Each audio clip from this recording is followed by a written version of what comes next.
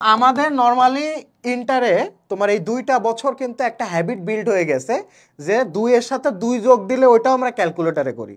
হ্যাঁ, 2 এর সাথে 2 যোগ দিলে কত হয় একটু দেখি তো। মানে হ্যাবিটটা অলরেডি আমাদের বিল্ড হয়ে গেছে ইন্টারে। হ্যাঁ, এই যে সৃজনশীল সিকিউ অ্যান্সার করতে করতে তো হুট করে এসে তোমার ক্যালকুলেটর ছাড়া আর ম্যাথ করা কিন্তু টাফ। সো এই কয়েকটা মাসে তোমাকে হ্যাবিট বিল্ড করতে হবে ক্যালকুলেটর ছাড়া। তোমাকে বেসিক শতকরা পার্সেন্টেজ কিভাবে নির্ণয় করতে হয় সেটা জানতে হবে। হ্যাঁ, শতকরা কিভাবে মাথায় তোমার ক্যালকুলেটর ছাড়া তুমি হিসাব করবে সেটা জানতে হবে। বেসিক যোগ বিয়োগ, বেসিক পার্সেন্টেজ নির্ণয়, এগুলো তোমার ইম্পর্টেন্ট জানা। তারপরে তারপরে আসি অ্যাকাউন্টিং ফাইন্যান্সে। এখন তোমাদের কোশ্চেন আসতে পারে যে ভাইয়া তাহলে ক্যালকুলেটর নিতে দেয় না, আমি তো একদম ভালো না।